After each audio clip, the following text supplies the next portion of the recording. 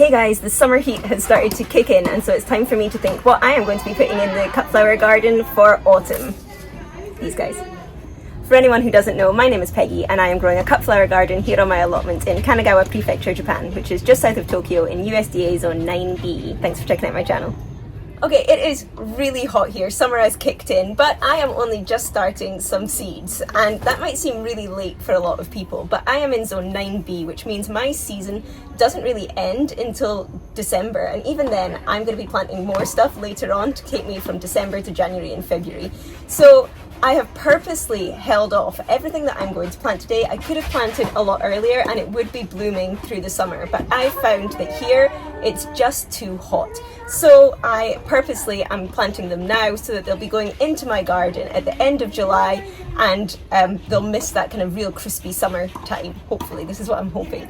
And it means I'll have flowers right the way through till hopefully at least November, maybe longer. But what am I going to be putting in and why?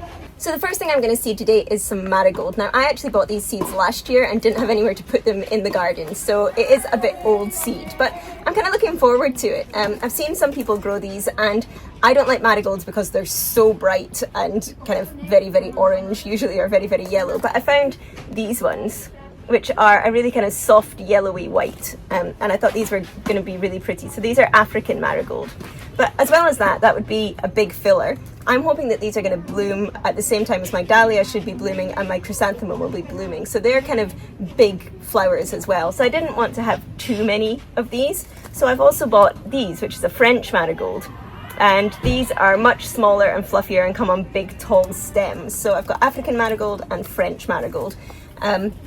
And I'm really looking forward to seeing if these are going to be a good autumn crop for me. These look a lot like Rudbeckia Triforia. Obviously, that's the kind of classic black-eyed Susan, and they have the black center, whereas these ones have a yellow center. But other than that, size and flower shape, they're looking very similar. And I know that my Rudbeckia does really well to the end of the season, so it'll be interesting to see if these ones don't do well. Maybe I'll grow the Rudbeckia next year. But yeah, I've got African marigold and French marigolds. Seeds for these are a pretty decent size, very easy to handle, and there's a lot in the pack, so I think I'm going to put 2 seeds in each cell just to make sure that I definitely get germination.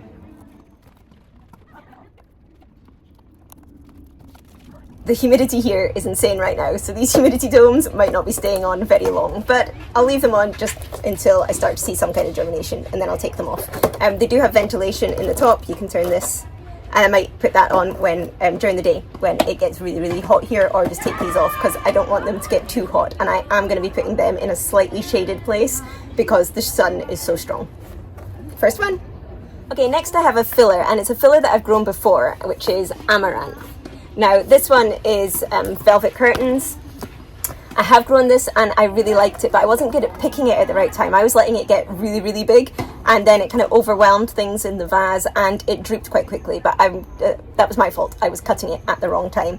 I also had the Love Lies Bleeding, and I really liked that, and I liked that for drying and using in dried work as well, but I couldn't find the seed for that this year, which was a little disappointing. This was the only one I could find, and although I like this and it goes really well with the autumn colours, with the last of my dahlia and the Rudbeckia, it kind of has that really nice autumn fall kind of feel to it. The one I really want to get is the Hot Biscuits, and I've seen other people use this, and again it's kind of that really dark kind of rusty orange that goes really well for the end of the season, but I just can't get it anywhere. Gutted. So velvet curtains it is, and I know that these grow really big and really tall and you get quite a lot of cuttings off of one, but I'm going to go ahead and plant up a full tray of 12 because this is pretty much all the foliage I'm going to have, I think, come this autumn, with the exception of the honesty that's also in my garden. So I'm going to do 12 of these. The seeds are really small, tiny, tiny. If you are going to be growing amaranth, there are 2 things you really need to remember. First is that this needs to be pinched. Now, a lot of things like snapdragon or cosmos or dahlia, you pinch them to get more flowers, more stems. But with this one, you need to pinch it or it's going to be pretty much unusable. That center stem is going to come up and it's going to be the size and thickness of a broomstick. So you really want to pinch this one out when it gets to, I usually do it when it gets to about 30 centimeters. I then cut them down by at least 2, usually 3 sets of leaves. and that just makes the next stems that come up are much smaller, much more usable stems. Now I'm saying small, they're still really long and really good usable stems, but if you don't pinch them, you're going to end up with huge, big, thick monsters that are almost impossible to be using in arrangements or in vases. The second thing is you need to cut them in time. Now I was saying I was cutting mine too late, and I was, but I was still cutting them before they went to seed. These guys go to seed quite easily, and then they will scatter all over your garden. I grew these 2 years ago, and I was picking the new stuff out of the garden this spring because it just reseeded itself everywhere. So yeah, make sure you pinch it, and then make sure you're cutting it before it goes to seed, or you'll end up with it all over your garden. Okay, next I have some more filler, but these are all ones that I have grown before. So first I have this ornamental opal basil. There's really dark basil. Now I direct seeded some of this in my garden in spring, and it hasn't really done anything. I've got a few that are just tiny little shoots. They haven't really put on their true leaves yet, but they don't seem to be liking where they are in the garden to get established. Now where I planted this, I have a lot of purple shiso coming up. Now shiso is the Japanese herb that you usually find in sushi restaurants served underneath your sushi because it absorbs nasty smells basically. So lots of people grow it here, and somebody has obviously grown it in their garden, and it reseeds wildly, so it's now in everyone's allotments. But handily, I really like it as a cut flower. My allotment neighbour in my last allotment grew some and let me cut it from him, and it lasts really well in the vase and is the same kind of really dark purple. The only thing is it has much bigger leaves. I mean, the leaves are like this big, so it is a much bigger, bushier filler, whereas I find with the basil you kind of get these nice little bits that come up and kind of poke out from amongst your dahlia and the bigger flowers, and it kind of gives it that wavy, twinkly aspect. So although I have the purple shiso, I really want to get this opal basil going, so I'm going to start some here and then transplant it and see if it likes that better. The next one is gomphrena. Again, I had this in the garden before, and it did really well, and I was cutting from it for so long. It was the last thing to come out of the garden, and I tried to direct seed some this year, and again it just hasn't really done anything in the garden, so I'm going to put some of these in and get that going again. Now this is a mixed one. It has dark purple, light purple and white colour. It doesn't really go with a lot of my autumny colours, but I mean I quite like the kind of purpley contrast in there. So let's get some of that in. And lastly, there's no picture of this. This is a really old seed packet that I found that still has a couple of seeds of apricot statice in it. Now, I really love the apricot colour, but I didn't get very many stems off of the plant before, and it took a long time to come. Now, according to the back of my packet, it says I should be able to plant it now and still get some by the end of the season. So I'm going to try it, but I'm not expecting much. A, because it didn't do much before, and B, because it's an old seed, but I'm going to try it anyway. So for those, I don't have very high expectations, and I also know that with my gomphrena, last time I had just 2 bushes of those and they took over an entire row. So I know that if I can get this going, I don't need very much to do me. So I am going to go in this tray, I'm going to go with 6 of the basil, 3 of the statice and 2 gomphrena. Yeah, going to go with that. Okay, lastly, I have sunflower. I know, sunflower. If you've been following along, you'll know that I say almost every year, I'm not going to grow sunflower again. And there's lots of reasons why. I grew sunflower in my old allotment and they drove me absolutely crazy. I grew the branching variety and they just got so big. I wanted branching ones so that I could get more than 1 cut from each flower. I have a very small garden, so I want to get as many flowers as I can off of each stem. So growing sunflower, which are going to give me 1 flower for 1 stem, didn't seem very economical. So I thought, yeah, get the branching ones. Great in theory, but they just took over the garden. They were so big, they shaded out the row behind them so that nothing grew in that one.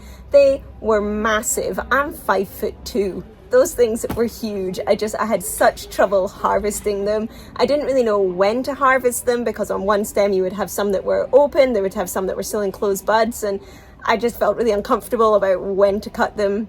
And then they had really bad pollen drop. So even when I was displaying them in the vases, every day it was just raining pollen all over the tables that they were on. So I thought, no, I'm not going to do it again. Don't want to do that.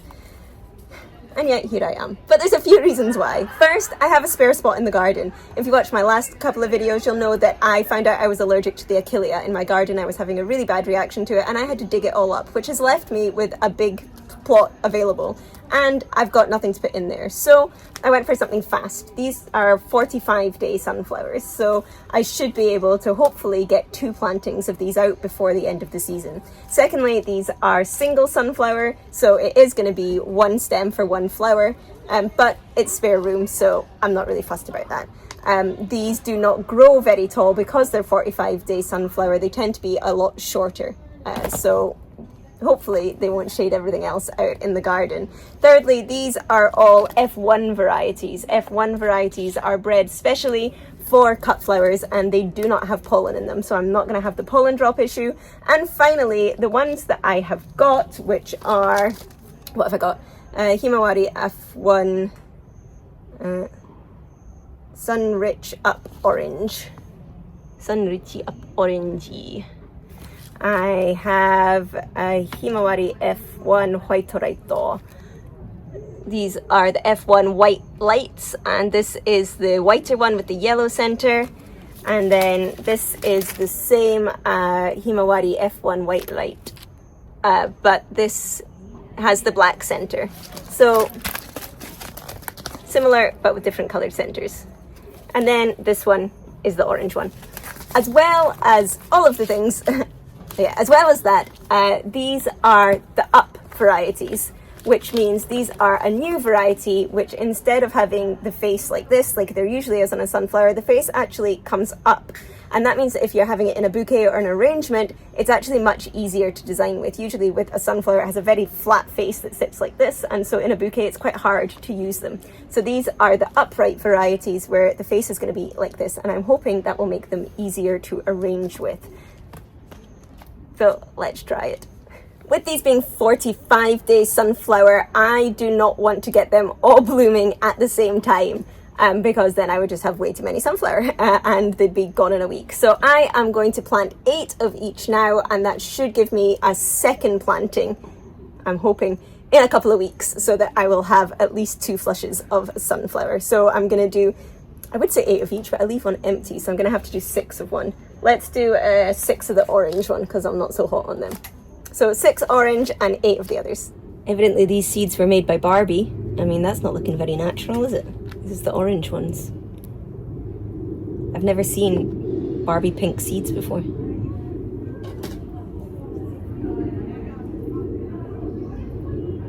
Okay, and that is me all done. Now I am going to have to keep a really close eye on these because it is so hot. I'm scared they're going to dry out really quickly. So I'm going to be watering these every day, but bottom watering. Now, when I changed to these trays and started bottom watering, I had such better germination and such just better results with my seedlings. So I really recommend that you try bottom watering instead of going from the top.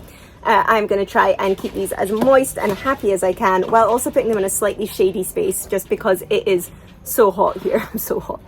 And hopefully these will germinate soon, and then in a couple of weeks I'm hoping to get these moved out into the garden. And if all goes to plan, it means I am going to have really beautiful bouquets right the way through to the end of the season. I also have my chrysanthemum in the garden, I have my honesty that I'm waiting to come in, I have my zinnia and my dahlia and my cosmos, which I'm hoping will come through the summer.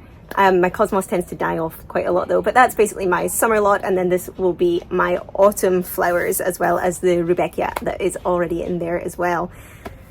Yeah. What about you guys? What have you got going into your gardens? Are you still planting stuff up as well? I'm not actually done. I do have some more seeds that I am waiting until August to put in, and that will do me right up to the end of the year and possibly right into January as well, because we are so mild here. So I'm not quite done with seedlings yet, but for now I just have to keep these watered and hope that the Japanese heat does not kill them.